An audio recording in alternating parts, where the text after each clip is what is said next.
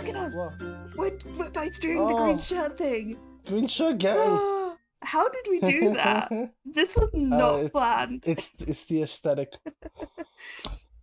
Welcome to the podcast. Yeah, welcome to the podcast. Woo! I hope you're Episode having 4. a lovely week, and have some lovely weekend plans to come. I certainly don't. I don't have weekend plans. No, me neither. I'll have some the weekend after, though. I'm going on holiday. Exciting. I'm excited. But yeah, so thank you for all the support on the last couple episodes. Yep. What are we talking about this week, just to give us a quick introduction? This week is Game Dev Week. Yay. Game Dev! Yay! So, for those who don't know, I'm a game dev, I think. It's complicated. I'm learning to be a game dev, but also kind of deciding that I don't want to become a game dev.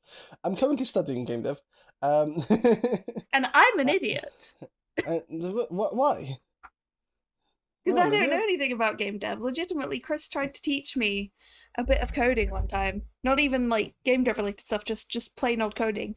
And I literally could not get my head around it.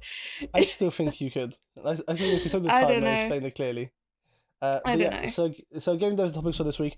So we're going to be just having a normal pre-guest banter, because it's guest week number 2. Absolute bants. Guest week number 2, and we're going to have the Mr. Cow from ender__cow joining us, because he also does the game dev stuff. In fact, you two are on the same course. Yeah. Ender being a couple of years ahead of you and now having graduated. Yeah. But yeah, so we're going to have Ender join us. We're going to be talking about game dev, the game industry, all that good stuff, the usual topics. To start, Charlie, how have you gift this week? What is my gift for the week? What's your gift for the week? Ever since last week, where we couldn't come up with anything, I have started making a list when stupid things happen. So I currently have 6 things on my list. However, I have one in particular that I really want to talk about because it was hilarious, and I did tell you about this. Unfortunately, I was really hoping to save it for the podcast, but it was just so funny that I had to share it with Chris. To be fair, I think I've forgotten, so this is going to be fresh to my ears. Okay, great. Okay, so I work in an office. I work in an open space at an office where there's maybe 6 or 7 of us in total, generally. In the open space. And recently in France, where I'm living at the moment, the COVID restrictions eased up, which meant that we're no longer wearing, masks are no longer compulsory anywhere but public transport. I still wear mine to the shops, and it also meant that everyone was at the office at last, because a lot of people have been working from home a few days a week each, but now they got everyone to come back into the office, so that happened Monday the 14th of March. And this happened on that very day, on the first day back. And it made me just really happy that everyone was there, as ridiculous as this is going to sound. The other piece of context that and I know that this is a lot of build-up for one stupid little anecdote. This is more build-up than the whole of Game of Thrones. But yeah, the other piece of context is that on my desk, I have this little plushie, an orange plushie, not orange colour, a fruit orange plushie that a friend gave me for my birthday last year. And I, over the last few weeks, have been just placing it randomly around the office, on people's desks, on coat hangers, on drawers, on whatever, just wherever. I think I even put it in the head of someone's chair. we need you to film a plushie hiding montage. Maybe. Yeah, so that's what I've been doing. So I put this orange plushie on one of my co-workers' desk. We're going to call her Françoise to protect her identity, which is very funny because it's yes, French.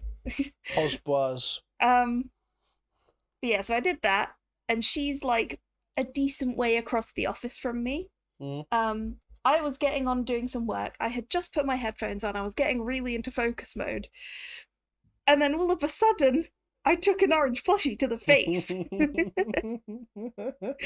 So she was trying to throw it back at me, and everyone was watching her. I wasn't paying attention because, like I say, I just was focusing on my work, being, you know, a good employee. Apparently, she was aiming for the top of my head. She told me. But no, it literally hit me smack dab between the eyes. I used to be an adventurer like you, and I took an orange to the face. An orange to the face. And, you know, most people would be a bit mad, but I mean, it didn't hurt, so I just found it freaking hilarious. And it just made me really happy that everyone was there to kind of watch something stupid like that happen. She said she will accept my vengeance if I throw anything back at her, so... Charlie, let us know how Charlie should terrorize her work colleagues, and then she'll report to us in the future about how, you know, the situation develops. I will not. Friss, I'm sure she will. What is your goof for the week? Mine's much smaller in comparison because I don't do much, but I went to the cinema, as I do most weeks. I like the cinema. It's where I feel comfortable. I went to the cinema and I watched the new anime movie, Jujutsu Kaisen, the movie. But for those you know, you know. And I was incredibly tired that day. I think I was functioning about 3 or 4 hours of sleep. Oh, crikey. And it was like 8 p.m., 8 till 10. And I was so tired. And the movie cinema was so warm. And the movie was subtitled. So one thing led to another. I kind of fell asleep. Wait, you actually did? For like a few seconds, I fell asleep on Vlad's arm. Oh, which, by the way, hi Vlad. Hi Vlad, always.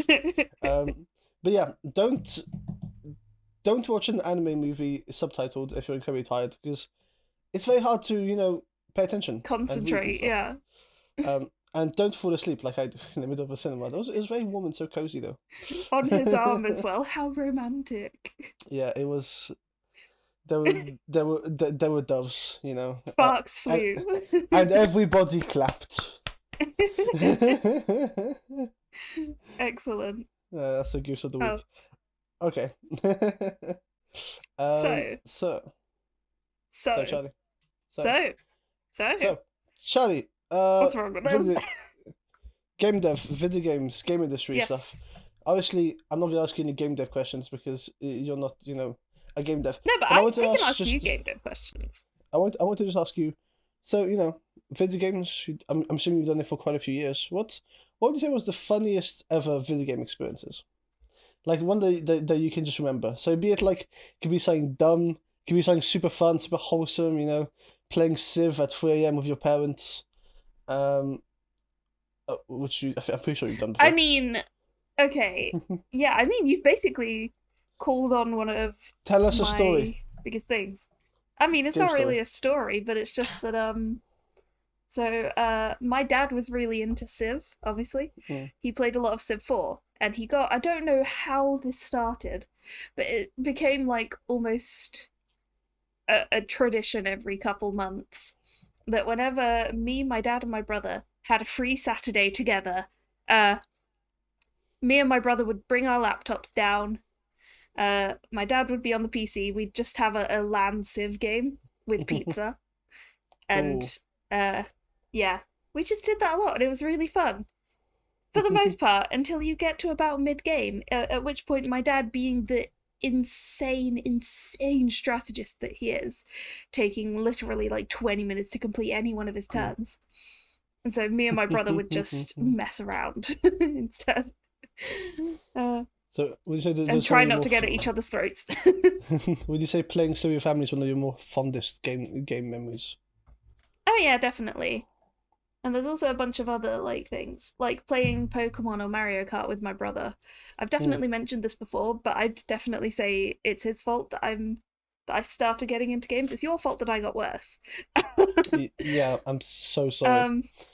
Yeah. My brother would always beat me at Mario Kart. But then I got you good. Beat him. I think you can beat me as well, and I used to be better than you. Yeah. So. Angry Chris noises. People improve when they practice. We cringe. Ridiculous. So, how did you get into doing game dev? Like, what is, if you will, the journey that led up to this? And like, You what are want some of the things you enjoy most about it? you want the backstory of Chris. Yeah, let's do this. Chris's game dev backstory. So I obviously played video games my whole life, because early 2000s kid in the suburbs, you play video games. That's about all you ever do. So I played video games all my life. Nintendo was like my childhood. Um, and without getting sappy, because I don't do that. We never get sappy on this podcast. I was a very lonely kid. I had lots of issues. And there's one constant in my life. It was coming home at 4:30 p.m. after school, pretending I didn't have homework, and playing video games. The pretending you didn't have homework bit is key. Yeah, yes, that's very key. And I mean, it is sappy for me to say this, and kind of like cliche, but video games have always been a part of my life that like have helped me through very hard times. And when I was like, thinking, so what do I want to do with my life? I was like, well, I want to make people happy. Video games make me happy. I make video games. That's about the logic that happened in my brain. That's a very solid equation. So I went into game dev wanting to, provide experiences to people, making people smile with video games. And that's basically what happened. And at high school in France, I was a decent student, but didn't work really hard. And then at university, I saw a course that said games tech. And I was like, you know what? I could do games. And then I did it. That's basically what happened. And you haven't done it yet. You're still it was on a whim. It was on the whim, and over the last few years, I've discovered that I actually do kind of like it, and also absolutely hate it. But let's focus on the good. So yeah, what are some of those good things? What are some of your favorite bits about doing game dev? I like programming because I like having things logically fall into place. And games are fun because from what I've heard, that does not sound like what coding is like. Yeah, no, it doesn't work. But I like the visual feedback that comes from making games. Like when you do something in a game, you can see it happen. And I like how you're always working on the project. You're not working on like data sets or stuff. So I think that's what I like. I like the instant feedback you get. Like, and the fact that you get like a product at the end of it, if you will. Yeah, the fact that it's rather than it being like course. Purely utilitarian. Yeah, like how Charlie often tells me that she wishes she learned something more like me because she doesn't have any cool things to show off. Yeah, I'm like with my work, it's like here, words. This is skill. But I mean, it's different skills. Eh? Charlie, I know that you wanted to get into the game industry somehow. Oh yeah, that's true. Do you want to tell us a little bit about maybe how you could do game dev? I mean, game dev is a loose term. No, it's not like that. I mean, I could talk about that. Is that relevant enough? Go for it, yeah. Okay. So I'm gonna be a bit of a nerd over here. Charlie backstory time. No, it's not backstory. Okay. But so there's an area of translation called localization, which for some people that'll be a bit of a I know what that is, but for other people it'll be like, what the hell are you on about? That just and localization is basically just translating a product or words on a product to be then distributed further afield. So things that can be localized are things like like marketing is the main one that comes to mind, or I don't know, like books, softwares, TV show. No, not TV shows. That's subtitling. But you can do video game localization, which is what I'd really love to do if possible. Yeah, I mean that's basically all there is to it. There are like translation agencies that do specifically deal with localizing video games, and a lot of video game dev companies will like have in-house translators and localizers. Ooh. So when Charlie gets a job at Ubisoft as a translator. Should But like, it's so weird to think that there is like a slim chance that we could work in the same industry or even the same company. Yeah. Oh, dude, that'd be insane. How wild would that be? Wilder than wild. No, I think it'd be fun. You're wild. We have worked on a game together before, Charlie. Yeah, we can talk about that, can't we? Do you want to tell us a little bit about that, Charlie?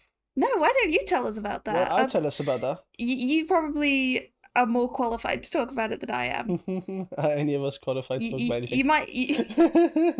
You might have to preface it with explaining what a game jam is for people who don't know. Yes, so for those who don't know, a game jam is a game industry practice where a developer or a group of developers will work to make a game following a specific theme in 48 hours. Or it can be more than 48 hours or less, depending on stuff.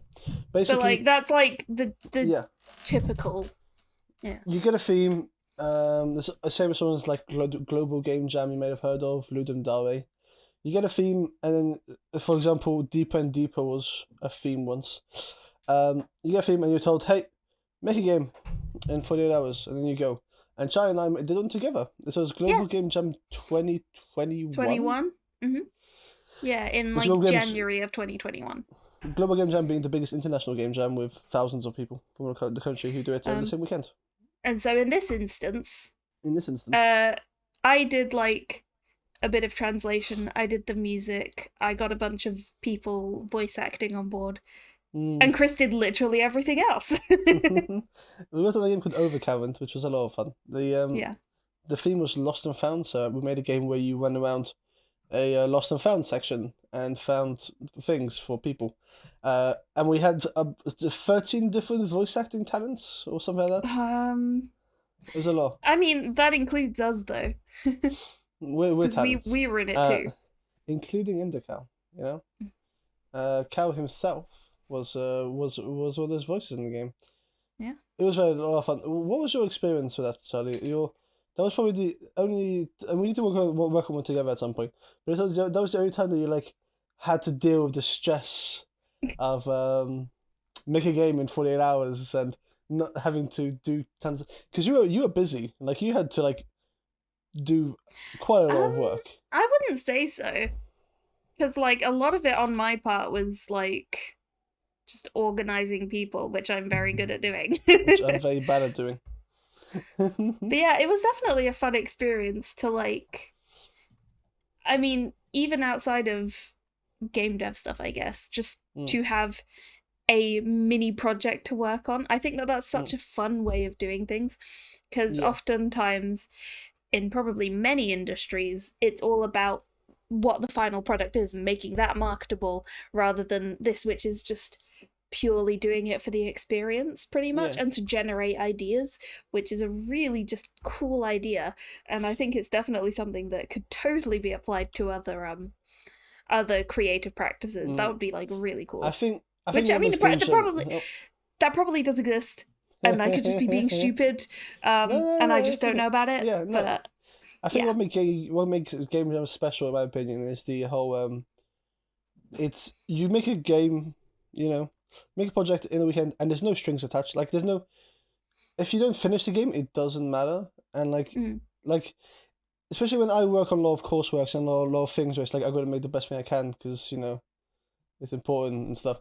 Being able to just take a weekend now and then and just be like, I'm gonna make something, and if it's bad, it's bad. If it's good, it's great. You know what I mean? Like it's a very it's low pressure. It's this distilled essence of game development. So that makes me wonder, like, do game jams as a thing make you enjoy game dev more? I say it's what I enjoy the most about game dev, because things can get so bogged down and like stressful, and there's so much importance and pressure on things.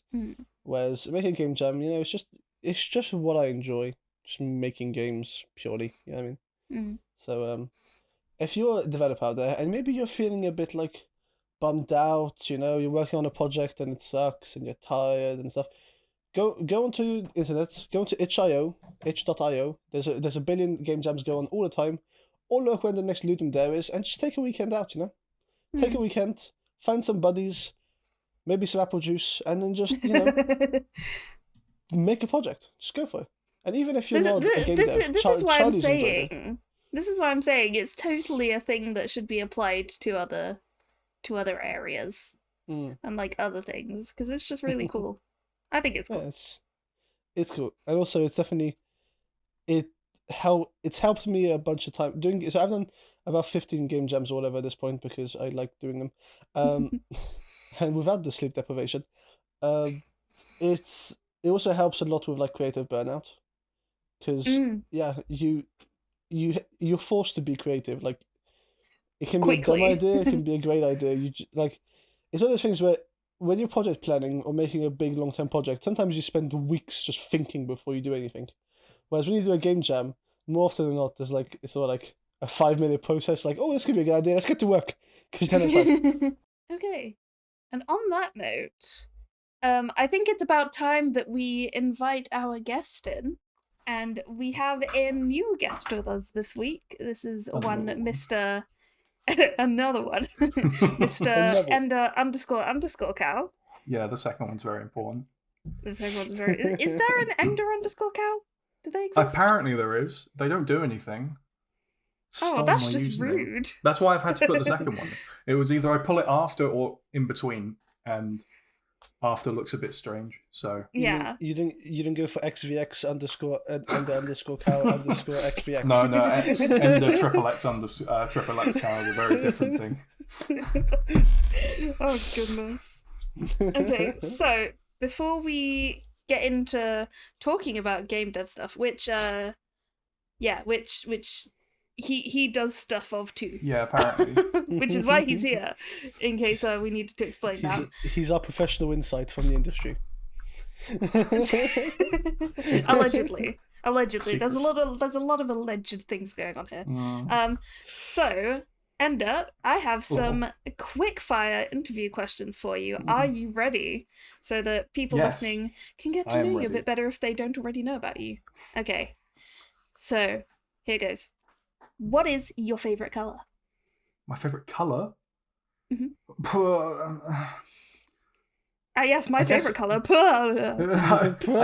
I guess now it's purple because of all my brand stuff. It's kind of just fluctuates depending on. I don't really have one anymore. I don't have a colour I like more than others. Fair enough. But purple is now my go-to. Cats or dogs? I think I prefer cats. They're a bit less maintenance. You can just they're happy to do their own thing. And I've had. Have you had either? Oh, you've had cats. Okay. I have 2 cats back in my old house. Okay. I don't know, yeah, dogs are fine, but I think I prefer cats. Yeah, nice. If you could eat just one food for the rest of your life, what would it be? Oh, just give me a pizza. I love pizza. Yes, mate. What kind of pizza? You can't just be give it pizza. Up. Meat. Pizza would just be meat. TM. Just meat of any general kind. Pizza would be too easy of an answer because it's just like, yeah, you can put whatever on it. I think meat pizza is specific enough, though. Oh, yeah. Just a pizza with some kind of meat on it will do me fine. Pepperoni, ham, bacon, beef, Beef. All of the above. Oh, that. Beautiful. What? You being Ender cow. Oh, no, it's fine. Cannibalism's illegal in Ender country, so. Okay,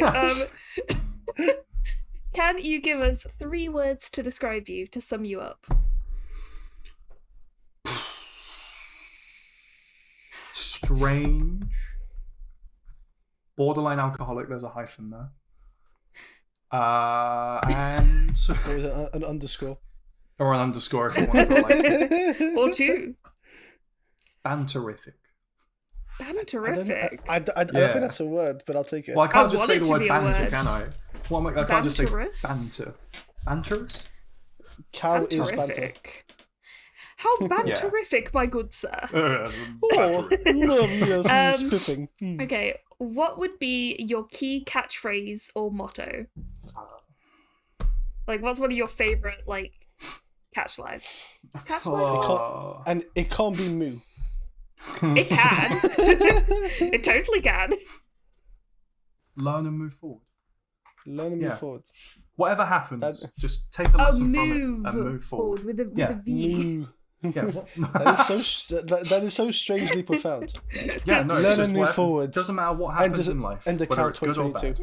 Take a lesson from it and move forward. That is great. Yeah. There's some love that's basically what I've taken to everything. I still like the duality of there being a move in it. Okay. What would you receive an Olympic medal for? Doesn't have to be a real sport. Or sport. Doesn't have to be a sport. Doesn't have to be. Sorry? Poor decisions. Oh. Don't get me wrong. I've done some good ones, but there's been a lot of bad ones. And the last question, and arguably the most important one: Team Chris or Team Charlie? Oh, Team Charlie. Chris is a bit weird. 2 for 2. 2 for 2, baby. I don't mind those 2 for 2. I mind how fast both you and Watt are answering that question. There was no hesitation. Neither of you were like, oh, maybe, no. It was just like, yeah, stupid. Arguably the more tolerable of the two. Oh. You clearly don't know me well enough then. Cool. So that's your whistle top tour of cow. Yeah. The whistle top. I'm a person. Whistle stop. Sometimes a cow. Sometimes not. Whoa, crazy. Well then, Ender, why don't you tell us a bit about your experiences with game dev? Stuff from uni, stuff after, how you got into it, whatever feels relevant to you to just kick us off. What you can bring to this company. Oh my gosh. You don't want to hire me. I'm busy at the moment. So I guess the story of how I got into game dev specifically was once towards the end of sixth form, I was doing all the classic kind of chemistry, maths, biology, and all the ones you almost get pushed to the ones you almost get pushed to do at the end of high school when you've done well in them, because that's what you're supposed to do. And at the end of the first year, I went, wow, I hate all of this. Like, there's not a single thing I have a passion in whatsoever. So I looked at my local college at kind of vocational courses and BTECs and everything, just to see what was around. And I ended up just picking up the IT course there because I thought it could be, it could be something. And then I started doing programming in that for the first time, ever. Well, at sixth form? No, college. Yeah, so I did not even in sixth form, the college course after. I see. Yeah. So I finished my sixth form. It went awful. I got a D, an E, and a U. It wasn't very good. A U? What's a U? Yeah, I it's failed. Below an F. It's ungraded. Yeah, I failed. There's below an F? Yeah. Yeah, if you just do absolutely awfully. Because I had zero motivation at that point. I just didn't care that I was there. I did minimal effort and just kind of got through to the end of it. And then went to college, did IT, learned C and C++ for the first time ever, and it was I kind of got it to an extent than I got a lot of other things. And from there, I kind of took it upon myself to go to do a games technology course at university, and now I'm here. So yeah, because how long has it been since you finished the course? At uni? It'll be 2 years this June, technically, I guess. Nice. Yeah. I had a sudden realization as you were explaining that there are loads of different program languages, and I know nothing about any of them. There's far too many. Would you like to enlighten this idiot over here? There's not many good ones. Well, yeah, I mean, so a lot of... I mean, I'm not particularly versed in a lot of them. I just know what I know. But the gist of it is there's a lot of different languages that were either built upon previous languages or repurposed from languages to do more specific things. So that's where you've got C# and C++ and C. There's 3 different versions of that. Oh, so do they all stem from one original? Yeah, so it all starts from C++ and C#. I think are built upon C. but they do. Oh my gosh, extra there's things. one that's called C.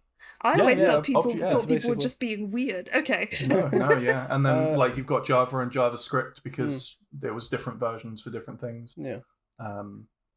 So I guess we should. Yeah, but I guess also we should kind of have people who don't know. Programming languages are what our programmers use. So you know how a computer does stuff. I thought I'm talking at like the lowest level. Wow. Computers computers understand things in zeros and ones, yes or no, black or white. And programming languages are kind of similar to how we speak words. It's how programmers speak to a computer. So it's saying, so basically there's programming languages are kind of that in between how to tell a computer what to do and us saying that this is what we want it to do in a way. So it's kind of like saying, hence it's a language. Computer make text appear, and then the computer will then translate there's some that absolute wizardry where people literally go even further down to the point where they're almost speaking the same language as the PC and everything. But that's a whole different ball game, and that is what it sounds like painful. to me is that you guys are coming after my job in the future when the robots take Yeah, over. you know what it is. You know how there's languages that are built like where Latin was kind of a base of it, right? Yeah. So the way Latin that it is is that languages kind of group together into families, and it's kind of like one big family tree of languages, and there's like basically one really ancient language that basically covers and is connected to all of the languages on like the entire European, African, Asian continent. So you can imagine that as the ancient language all languages came from is being the computer basic. itself and all the hardware. Okay. And all the zeros and ones. And basically we as people who want to interact with that have slowly made it easier and easier to tell that specific thing what to do. Hence And why also, there's so many different languages. There's many different languages because like they will have their strong suits. They have like some things are better. Like for games, for example, we use C++ because it's what we call object orientated. So it's good for making things move and stuff. And then you have like computer scientists who use stuff like Python or MATLAB. It's different programming languages are different tools for different purposes. Okay. How many different ones do each of you two know? I'm wondering if like we should have come up with like doing like a programming language tier list. Yeah, like I guess I know that I use on in the last few years C++, C# and Python are the three that I know. Yeah, I started by learning Java, which was a mistake. Yeah, I think I did a little bit of Java back in college, but I didn't do too much. Java being what Minecraft was originally made under. Yeah. The problem with Java is that it's not a very efficient language, which meant that Minecraft, as you know it today, is made in C++. Or it was rebuilt in C++. Oh, I didn't know that. I think technically Java Edition isn't actually Java anymore. It's just called Java Edition. No. Yeah. That's just the PC. That's now just the PC version versus, even though there's two different PC versions. It's complicated. Yeah, so I started with some Java, realized it was painful. Did Python, realized I didn't like it. Did C, realized I didn't like it, and then did C# and C++ because those are the I've had ones. to learn more Python recently because of my job. But when I did it at university, I dislike Python. I really dislike it. But that's personal preference. It's a lot less than I kind of imagined. I don't know why. What's weird about where I'm coming from and my background is that both my dad and my brother, like my dad was a software engineer, he's now retired, and my brother does computer stuff. I'm not entirely sure what exactly. And yeah, I know diddly squat about computers. I mean, to be fair, I don't really know that much about hardware. I just kind of make games. Like I'm pretty abysmal with hardware. Friggin' nerds. But then I guess also what's interesting is that when it comes to game development, there's obviously so much more than just the programming. Yeah, because just thinking about how many skills you need to make games on your own. The game industry is probably one of the only industries where literally any skill can have a job in it. Because now you have like game lawyers, you have game historians. Wait, really? There's literally everything. Yeah, because if you're a game company, you need your trademarking lawyers. So game companies have lawyers. There'll be all the IP stuff as well and NDAs and just there's a lot of IP is in intellectual property. Yeah. Like who owns what, how much, whether or not this is, something you've made. Nobody owns what. Yeah. Well. But yeah, so I think that's what makes game development so specific and so interesting is that it is just like literally anything. Like even you, Charlie, we discussed this in the previous bar. You're looking to go into the game industry and you do languages. Yeah, I mean that's a crazy job that apparently exists specifically for games. Yeah. But I guess also the game industry also has its issues. Oh yeah, I mean, you talk, you hear stories about crunch time like pretty much on a daily these days about any big game. Well, obviously the cyberpunk stuff came to prominence, and then bad workplace behavior at like Blizzard and stuff, and it's just there's been a lot of things that have kind of gone unnoticed. Well, not necessarily unnoticed, but untalked about for a long time. Yeah. Yeah, because when you look at the original Halo, like the stories about how most of that was built on crunch time, because they were just kind of really hoping to get it out in a certain amount of time. Okay. And to an extent, like there's pros and cons to crunch time. Obviously, the cons of it is just being completely exhausted and being overworked to the point of it. But sometimes you create your best work when put under strict deadlines. So it's a strange kind of balance. We touched on this a bit earlier as well. It was interesting. So we talked quite a bit about game jams earlier. Game jams, think about it, is voluntary crunch time. Yeah. Game jams are 48 hours worth of crunch time. But without the consequences. But without the consequence, yeah. Well, I mean, there's a little bit. There's a small amount of fatigue at the end of it, but but even then, there's people like the last few game jams I've done that I've participated in. I've slept like a normal person almost, and still, that's a lot of game jams. They just kind of teach you what you can and can't do in a specific time frame, and how to properly manage things, I guess. You learn to do shortcuts, like and properly. To be fair, it's really good for problem solving and figuring out little solutions on the fly. Is what it really helps with, and also feature cutting as well. Like it's really good to know what you do and don't have time for when it comes towards the closer to the deadline. So like if you've got like 6 hours left, and you had this really huge feature that you really wanted to put in, either you get rid of it entirely or you kind of work a slimmer version of it down. And a lot of those are skills that you aren't necessarily going to get by just kind of doing a personal project on your own. You kind of need, because you are less likely to have the stricter deadlines when you're working on your own, which is what game jams and the like are really helpful for. I guess I want to kind of know from your guys' perspective, as someone who plays a lot of video games but doesn't really know as much about the other side of it. Like, what are some of the main, if you will, behind the scenes things that you wish players and consumers knew about? Because we've talked about how obviously you've said about how crunch time is and I feel like I saw Cyberpunk get an insane amount of criticism and critiques, and I don't know, just what are some of the things that you wish people knew? What are some of the hard things, the bits where you wish people would be more understanding or appreciative? I guess the main part of it is just the sheer amount of strain you get put under sometimes. Yeah.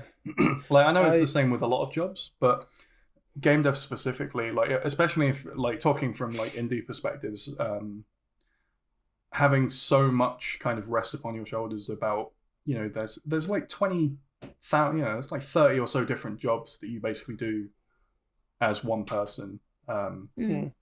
Working on your own, for instance, you do all the modeling, you do all the texturing, you do all the sound design, you do all the UI design, you do all the UI functionality and the accessibility options, accessibility in a you are just all on the its departments. Accessibility is insane. How much that takes a precedence now, because games are almost big AAA games are made with the intention to be played by almost anyone, regardless of your disability or any kind of issues you have. Accessibility in games is becoming much better though. As well. I saw, for example, I think it was Forza Horizon 5 was a really interesting one, Well, Forza Horizon 5, you could like modify like literally everything. Like if you have a slight hearing disability with this, if you have slight color. One thing is, I think disabilities, what was it? Last of Us 2 had a really big one for blind people, right? That you could change a load of things for the visually impaired so that certain things popped up better, and like even the smallest change of just having different color options so that people who can't see, have color blindness, really they can at least play and see everything. Like I think Apex has like 5 different color schemes for all their items to make sure that you know what things do. So you don't necessarily have to read everything. You just have the color codes. Well, I mean, and that was another thing that Cyberpunk kind of failed on release, because you couldn't even remap bindings when it released. So you asked us, Charlie, what would you think? What do you want? What we want players to like be more aware of? Whatever? Yeah, be like more aware of, understanding, appreciative, blah blah blah blah. Very simple answer. How much time goes into making things? Yeah. Like the gaming community is a lovely community, but also probably the most, what's the word? Expectant community. Like kind of accidentally. People have requirements. And like you complain that this is broken, this is bad, blah blah. That like think about how. So just PSA for your friendly neighborhood game developer in your life. TM. Think about how long you think it might take to make something. Multiply by 10. That's how much the developer thinks it takes.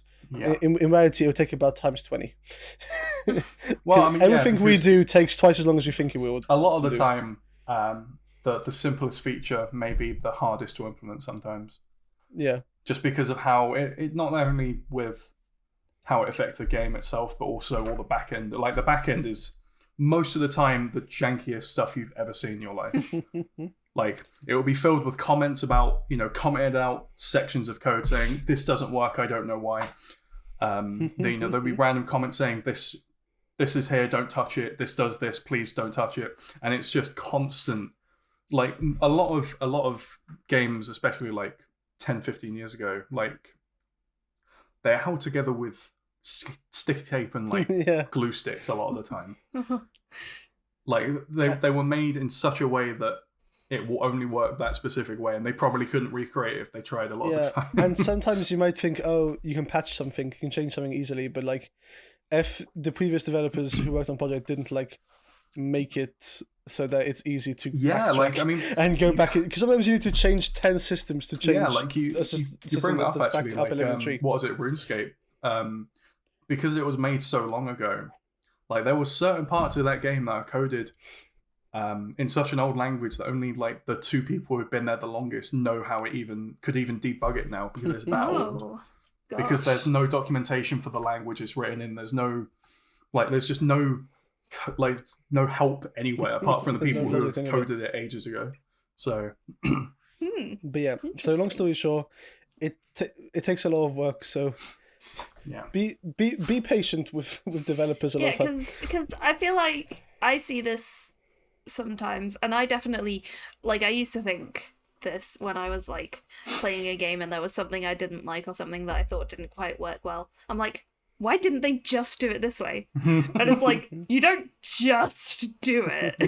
Like it's not press one button so that it slightly changes the game and then magically works how you want it to. Like no, there's like so much that goes into it, and it's the same with like films and books and everything. Like on paper, it's one thing that they've made, but behind the scenes, there's 20,000 things they've had to figure out and plan. Yeah. A load of people they've had to get in contact with to try and make it to work. People working together constantly, and if you've ever done a group project, like my God, even trying to get 3 people to work together is a pain sometimes. Let alone an entire team of 200 people working on the same project. It's just and also. I love this. So, I think developers get a lot of flack. For example, if we take Cyberpunk as an example, developers get a lot of flack, but then also a lot of it is decisions made by higher ups. A lot of times, the developers didn't do anything wrong. They've put Cyberpunk on 100-hour crunch weeks. They've Yeah, put like they put in hundreds as of hours much of time work. as they could. But it would, like, at the end of the day, they do what they're told to do, and like, Yeah. if you're complaining to someone, it should be the the game director, or even like the it's like all industries. It's also like the sponsors and the finances and stuff. So sometimes you don't really get to do what you want to do in the first place. Not just the players that need to be understanding. Yeah. Yeah. Chill Do you know out, what, everyone. Basically, chill out.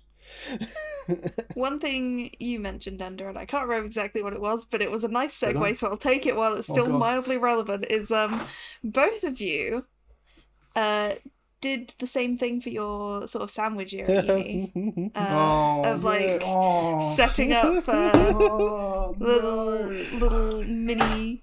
What would you call them? Like Wasn't it? indie Game game companies. dev Yeah, companies? call it an Yeah. indie studio. Yeah. Mini sad little projects. What do you call it? What do you call it? A hobby?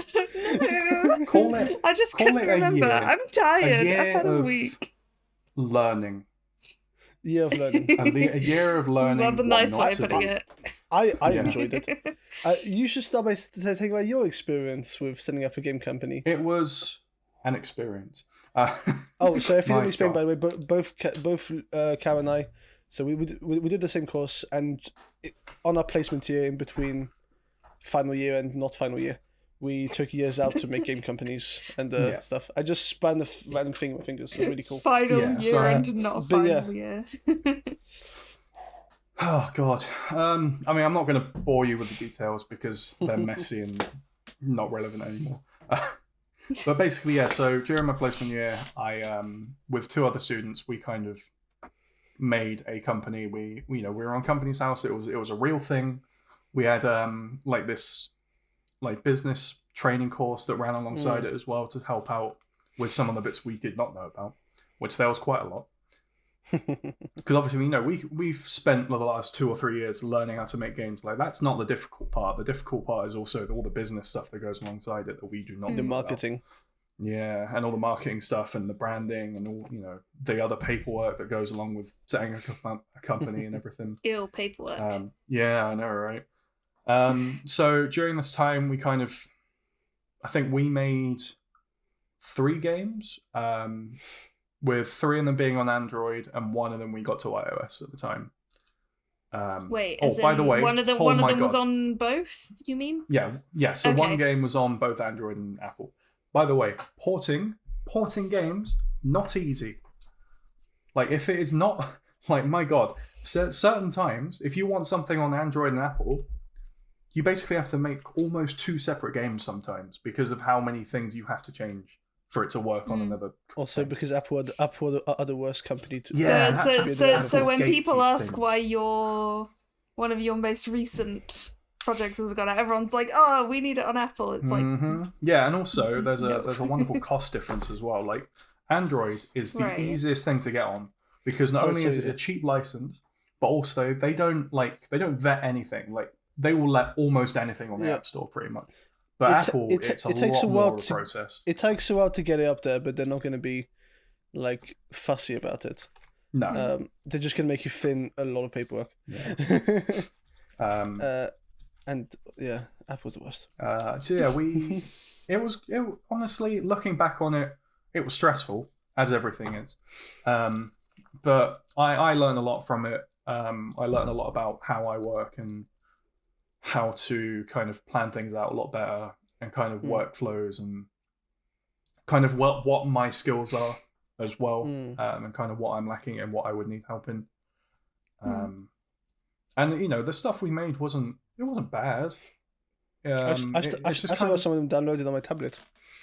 Yeah, I think my old phone still has 1 or 2 of them on. And yeah, we learned a lot through it. I learned how I work with people a lot more too. The answer Or to how that you don't. not too well, depending on who I'm with. And yeah, like I enjoyed it for the most part. Like I think I enjoyed the fact that we actually we made something and we had some finished products at the end and kind of learning how to plan things out and how to manage projects a little bit better as well was a real big benefit of that. And then we went on to third year, and I lost my mind. So what I'm currently doing. What about from your perspective, Chris? What was yours like? I enjoyed it. Cal was our unofficial mentor the whole time. It was kind of funny. But no, it was. Obviously, we had a whole separate list of problems, waiting to the fact that we were like, let's make a game company, and then the world was like, yeah, but global pandemic. Yeah. So it was a bit of a different situation for us, but it was still, yeah, like, it's go back to what I said earlier. Anything you make will take about 2 to 5 times longer than you think it does. Yeah. So it was organizational nightmare. I didn't organize particularly well, as everyone knows. My organizational you were supposed to be in charge, weren't you? My organizational skills are akin to I don't know. There was a joke there somewhere. A drunk PE teacher. In Sounds about right. Yeah, France. Oh, there gosh. we go. So it was hard, and I think what Cal said as well was right with the whole. We learned a lot of things that it's more than making a game. Like making a game is you can make the best game in the world. If no one knows it exists, then it has no value. So like marketing was something that we didn't do particularly well, and also because we don't have to do marketing. I know how to. I don't think we particularly did very well in that. I had to make a computer go beep boop beep boop. But like so you can make something great, but if no one really knows it exists, it's hard. But it was a fun time. I had show times, and I have projects that I'm proud of. So you've been working on stuff more recently though, Cal. I've been dabbled with commercially stuff. Started a new job and everything, and I've been doing a lot of research-based things for university. But I've got some stuff like personal projects that I've been wanting to start up again. Hashtag play cubes.